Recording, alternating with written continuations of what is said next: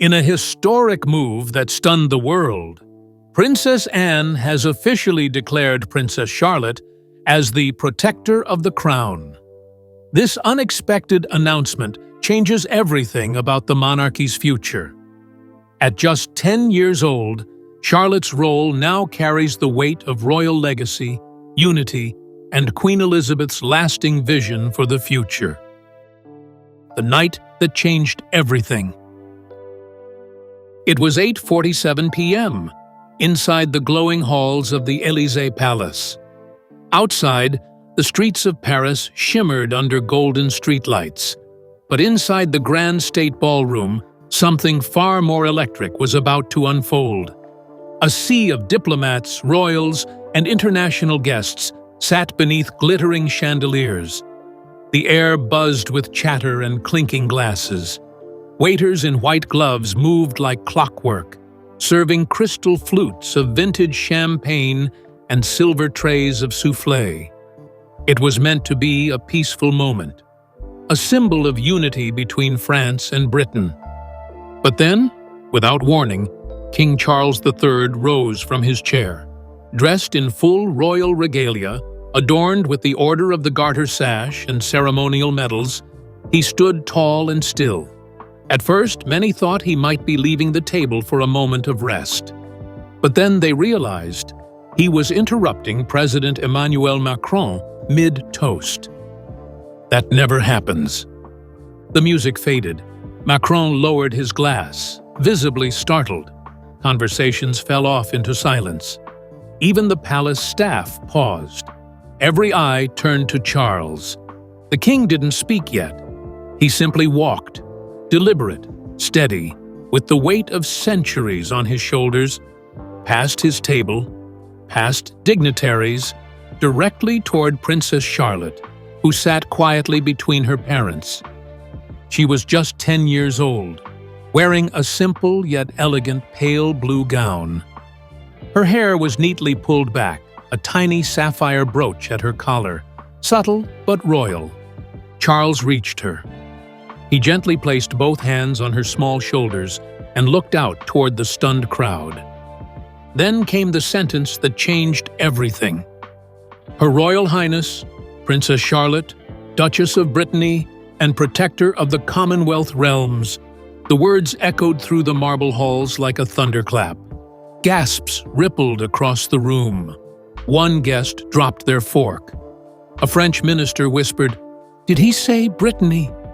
Others simply sat frozen. Catherine's hand trembled as she gripped her wineglass tighter, her eyes wide with disbelief. Prince William sat motionless, his jaw clenched. Across the table, President Macron's mouth didn't move for a full 10 seconds. His expression was unreadable. In that single moment, 300 guests witnessed a historic shift, a title unseen for over a century, revived not in London, but on foreign soil. And yet, the most remarkable reaction came from Charlotte herself. She didn't flinch. She didn't look to her parents for reassurance. She simply bowed her head in a quiet, graceful nod, like it was always meant to be. She didn't even blink, one guest whispered later. It was like she already knew it was coming. And maybe she did. Because this wasn't random. This wasn't ceremonial fluff. It wasn't even about pageantry. It was a move years in the making. And it didn't just change her life. It rewrote the future of the crown. So what made Charles break every royal rule that night? And why Charlotte, not George? The answers begin not in Paris, but in a cold, candlelit room at Windsor Castle weeks earlier. The secret meeting at Windsor. Just 3 weeks earlier, in the early hours before sunrise, a convoy of unmarked black cars rolled quietly through the gates of Windsor Castle. It was 5:12 a.m. The castle grounds were still cloaked in mist, the only light coming from the flickering lanterns along the inner courtyard. No media, no official schedule, not a single public trace. But deep inside the East Wing, In a small chamber rarely used since Queen Elizabeth's private briefings, something was unfolding that would change the monarchy forever. Seated around an oval oak table sat King Charles III, his private secretary, a senior constitutional advisor, and the Archbishop of Canterbury, the most powerful religious figure in the country. No aides, no press, just four men, one agenda. And it wasn't Brexit, it wasn't war, it wasn't even Parliament. It was one child, Princess Charlotte. "We're not here to discuss policy," Charles reportedly began, his tone solemn. "We're here to protect the monarchy's future." He opened a small red folder marked Confidential, Royal Reforms. Inside, a single sheet outlining a new royal role that had never existed before. The title, Protector of the Commonwealth. Not honorary, not symbolic. A functional diplomatic role, assigned to a girl barely 10 years old. "It won't be a crown of gold," Charles said. "It'll be a crown of responsibility. She'll speak for the future, not the past. And the world will listen." The Archbishop leaned forward. "At what age?" he asked, fully expecting Charles to say 16 or 18. But Charles didn't hesitate. "Now," he said. A pause filled the room like thunder. No royal had ever been given international duties at such a young age, not even Queen Elizabeth II, who only began formal state responsibilities in her 20s. But Charles didn't want to wait. He had spent years watching the world shift faster than the monarchy could respond. He feared that unless the crown evolved, it would slowly become irrelevant. To him, Charlotte was more than a granddaughter.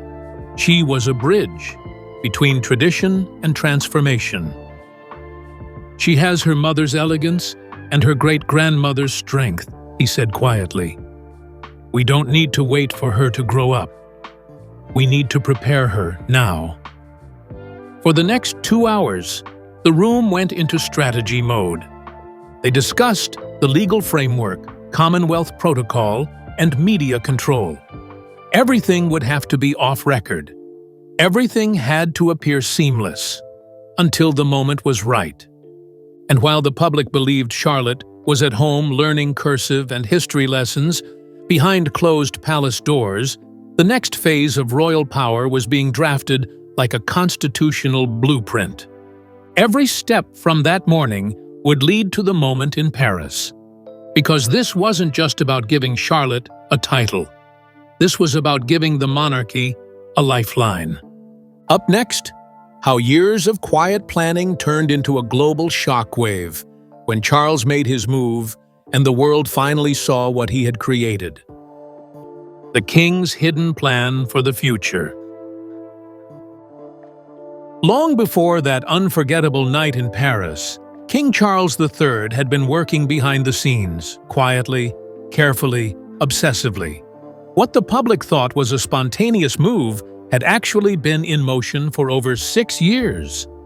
It began shortly after Queen Elizabeth II's passing in 2022.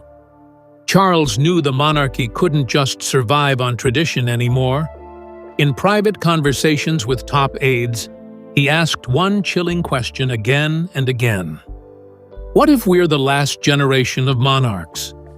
That fear fueled a plan, bold, modern, and completely out of step with royal history. Charles began private talks with leaders from 11 Commonwealth nations. He asked them not what they thought of the monarchy now, but what it needed to become in the future. Their answer was clear. Fresh leadership, someone young enough to grow with the next generation. That's when Charles turned to Princess Charlotte.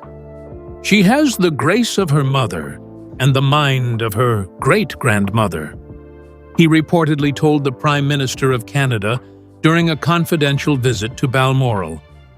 He didn't just want her to be a figurehead, he wanted her to lead. That meant creating a new role, protector of the Commonwealth, a bridge between the crown and the modern world. It was never meant to be ceremonial. It came with expectations, influence, and real-world responsibility. So while the public saw a sweet schoolgirl in photos behind the palace gates, Charlotte was being shaped for a future the world didn't know was coming. Up next, how that royal reveal in France went from unexpected to an international explosion. The banquet explosion. France in shock. It was a glittering night inside the Élysée Palace. Silver cutlery, golden chairs, world leaders dressed in black tie.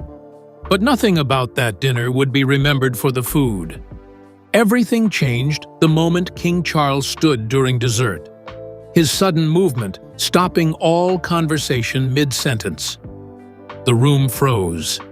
He walked straight past Macron, past William and Catherine, until he reached Princess Charlotte, who sat quietly in a pale blue gown. Then, with both hands gently on her shoulders, he announced, "Her Royal Highness, Princess Charlotte, Duchess of Brittany and Protector of the Commonwealth Realms." The entire ballroom fell silent. Then came the gasps. President Macron's aides stood up in confusion. One French official dropped his glass. Behind him, a British diplomat pulled out his phone, furiously texting back to Downing Street. Because what Charles had just done was more than royal theater, it was political fire. Reviving the title Duchess of Brittany touched deep historical nerves. The region of Brittany had once fought fiercely for its identity. Giving a British royal that title, especially during a state visit to France, sent shockwaves across both governments. Then came the second part, Protector of the Commonwealth. That wasn't a name, it was a position. At just 10 years old, Charlotte now held a diplomatic title tied to 54 nations, representing nearly 2.5 billion people. And it was given without any parliamentary approval. "Is this legal?" one French journalist whispered as cameras flashed. "Or just madness?" But Charles didn't flinch. He raised his glass, smiled toward Macron, and sat back down. In that moment, a royal child became the center of a global political storm. Next, how the world responded, and why Charlotte's rise wasn't just a shock. It was the beginning of a royal power shift. The title that broke every rule. The morning after the banquet, front pages across London, Paris, Ottawa, and Sydney lit up with one headline: "A child crowned across borders." The backlash and fascination was immediate. Legal scholars, royal historians, and political analysts were all saying the same thing. This had never happened before. For centuries, royal titles were symbolic. Names passed down, honors inherited, but always within the realm of ceremony. But this, Duchess of Brittany and Protector of the Commonwealth, were more than decorative. They were functional, and they challenged everything the monarchy had stood on. The Duchess of Brittany title hadn't been used since the 1800s, when England's claims to French territories were finally abandoned. To revive it now, on French soil, was not only bold, it was borderline explosive. Brittany still had its own cultural pride. For some, it felt like an echo of colonial arrogance. "It's a revival of royal fantasy," one French senator said, "and it sends the wrong message." But even louder than France's discomfort was the legal chaos brewing in Britain. Because Protector of the Commonwealth wasn't ceremonial, it granted Charlotte real diplomatic privileges. At just 10 years old, she now had the right to speak on behalf of the Crown in international affairs, attend summits, and deliver messages directly to world leaders. And it was all done without a single vote in Parliament. "This is uncharted territory," said Professor Martin Dale, a royal constitutional expert from Cambridge. We haven't seen a royal act this independently since the abdication crisis in 1936.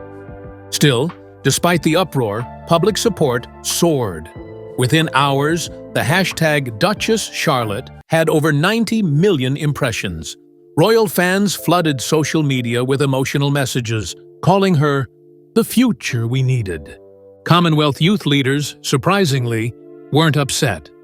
Many released statements praising the move, calling it visionary, inclusive, and symbolic of a new generation. One post from a Kenyan student leader went viral. For the first time, someone our age might actually listen to us. Maybe the crown finally gets it. So while governments scrambled, public hearts had already been won. But the world hadn't seen the calmest storm yet, because Charlotte, who hadn't spoken a word all evening, was about to silence the room. Next, the moment that left even Macron speechless, and proved this 10-year-old was born for the crown. Charlotte's poise that silenced the room. After the chaos of the announcement and the stunned reaction of the room, something unexpected happened. Princess Charlotte stood up. She didn't fumble. She didn't wait for approval. She gently smoothed her dress, gave a respectful curtsy to King Charles, and then, without looking nervous, turned toward President Macron. Then, in flawless French, she began to speak. Monsieur le Président, je vous remercie de votre hospitalité. Ce soir, je parle en tant que jeune voix de l'avenir. Mr. President, I thank you for your hospitality. Tonight, I speak as a young voice of the future. The room, already stunned, fell completely silent. Even Emmanuel Macron, known for his sharp intellect and smooth speeches, was caught off guard. His expression softened as Charlotte continued, now switching to English, addressing the entire hall. This title is not a gift. It is a duty. My generation will inherit a world that others have built. I hope to help shape it with peace, respect, and unity. Tears were seen in the eyes of some diplomats. Even those who questioned the decision hours earlier were now whispering, "She's ready." Queen Camilla, sitting nearby, leaned in to speak to Catherine, who only nodded, eyes locked on her daughter. "I didn't even know she could speak French like that," a palace aide confessed later. "None of us did." It was like she'd rehearsed her entire life for this one moment. But she hadn't just rehearsed. She had been trained. Everything, the language, the posture, the clarity of her voice, felt more like a stateswoman than a schoolgirl. The room erupted in a standing ovation, not out of protocol, but out of genuine awe. And in that moment, the world finally understood. This wasn't just a royal child in a pretty dress. This was a leader in the making. The secret training nobody knew about. Within 48 hours of Charlotte's historic speech in Paris, the truth started leaking out. The poise, the languages, the diplomatic words beyond her age. It wasn't luck. It wasn't just talent. It had been planned. According to sources close to Windsor Castle, Charlotte had been in private royal training for 18 months, a secret project designed by King Charles himself. Disguised as ordinary homeschooling, this was anything but normal. She wasn't just learning math and music. She was mastering French, Spanish, German, and Mandarin, taught by former intelligence linguists hired under educational contracts. Every week, she took lessons in international law, climate diplomacy, and youth leadership, led by a select group of retired ambassadors and global advisors. "We held mock summits with her in the drawing room," one aide revealed. She debated pretend policies with real diplomats acting as Commonwealth leaders. It was surreal. Her reading list included UN charters, peace accords, and memoirs by world leaders. She studied body language, practiced speeches, and even learned how to handle media traps. Her tutor in crisis response said it best. This wasn't princess prep. This was leader training. And while the world watched Prince George as the presumed heir, Charlotte had quietly become the monarchy's secret weapon. The program was so discreet that even some senior royals didn't know the full extent until they saw her in Paris. Behind it all stood Charles, who had always admired his mother's iron will and regretted not being prepared as early. This was his chance to do things differently. "We must evolve or become extinct," he reportedly said during a private meeting in 2023. And evolve he did, by crafting Charlotte into the monarchy's modern face. But what came next wasn't part of the training. Because while the world celebrated her, critics were preparing for war. Next, the constitutional storm brewing behind her smile, and the royal line being tested like never before. The constitutional storm behind the smile. As applause echoed around the globe and videos of Charlotte's speech trended in over 60 countries, something far more serious was happening behind palace walls. Constitutional lawyers, government officials, and even senior royals were deeply alarmed. Could a 10-year-old hold an active international title with real authority, without any legal oversight from Parliament? The answer wasn't clear, and that's what made it dangerous. Under British law, titles given by the sovereign are binding, but powers, especially those linked to diplomacy and governance, usually require formal approval. What Charles had done was walk a fine line between royal privilege and constitutional breach. "We are entering a legal fog," warned Lord Petersham, a senior law advisor to the government. "There's no precedent for a minor being empowered to speak for the crown at this level." And that wasn't all.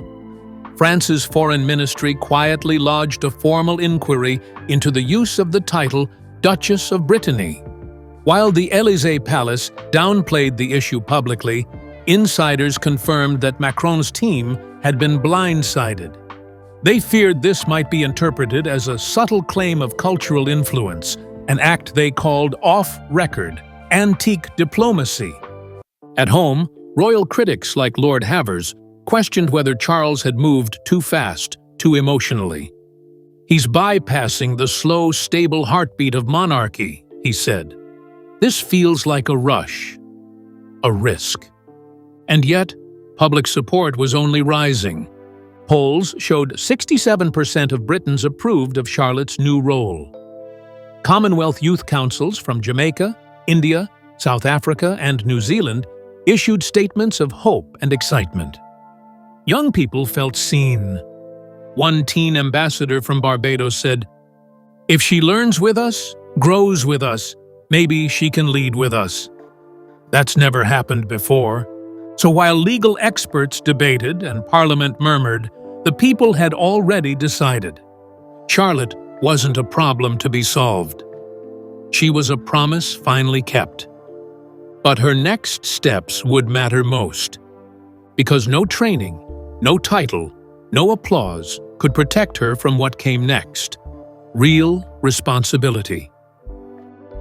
The princess who became a power. Just 9 days after the Paris banquet, Princess Charlotte did something even her supporters didn't expect. She started working. Without public fanfare or flashy appearances, she requested a full youth policy briefing from the palace's Commonwealth Office. Not a simplified version, the real one. The same document senior royals and ministers receive before international visits. Then came the letters. One by one, handwritten notes, signed in her full royal title, were sent to all 54 Commonwealth leaders. In her own words, Charlotte expressed her respect, curiosity, and desire to learn from each of them. "I hope to visit your country one day, she wrote to the Prime Minister of New Zealand, "and when I do, I would like to meet students my age and listen to their dreams." The global response was immediate. Heads of state published excerpts from her letters. Youth organizations began organizing Charlotte forums to welcome her if and when she traveled. In Kenya, a group of teenage girls formed a reading circle to follow her journey. One diplomat from India said quietly, "She writes better at 10 than some of our ministers." But Charlotte didn't stop there. She began reviewing climate reports, asking about education programs, and requested updates on Commonwealth youth funding. Her aides, now assigned full-time, confirmed she was reading everything herself. "She asks questions no adult dares to," one senior advisor admitted, "not because she's defiant, but because she's genuinely interested." And it was this quiet dedication that changed everything. Because while the public had been dazzled by her speech and her smile, the palace, and the crown itself, was starting to see her as something much more than a royal child. That's when Princess Anne stepped in, and what she said would go down in royal history. Anne's declaration that sealed it all. No one expected her to speak. Princess Anne, the Princess Royal, is known for being tough, traditional, and silent on matters of internal monarchy. But after weeks of silence, she released a brief, handwritten note to the Press Association. Just 33 words, but they shook the monarchy to its core. Charlotte is not waiting to become the future. She already is. She is the crown's protector now, and I will stand beside her as long as I draw breath. No signature, no title, just Anne. The press called it the Royal Seal, because, in one line, the woman known for her no-nonsense attitude had done what few ever imagined. She endorsed Charlotte as the monarchy's hope. And it wasn't just symbolic. Behind the scenes, Anne began meeting regularly with Charlotte, mentoring her in royal duties, teaching her discipline, discretion, and decision-making. Sources say the two now speak almost daily, with Anne insisting Charlotte receive direct weekly reports on Commonwealth issues. "She's not just preparing Charlotte for the future," one aide said. "She's preparing the future for Charlotte." And as Charlotte continues her quiet rise, responding to letters, studying global issues, and preparing for her first Commonwealth tour, one thing has become crystal clear. This wasn't a publicity stunt. This was a transition of power. From granddaughter to guardian. From child to crown's protector. And the world is no longer watching out of curiosity. They're watching because they believe in her now. This moment marks the dawn of a new royal era. Princess Charlotte, once just a child of promise, now stands as the symbol of continuity, strength, and the monarchy's next generation. Under Anne's guidance, her destiny is no longer waiting. It's written. The crown's future now rests in her hands.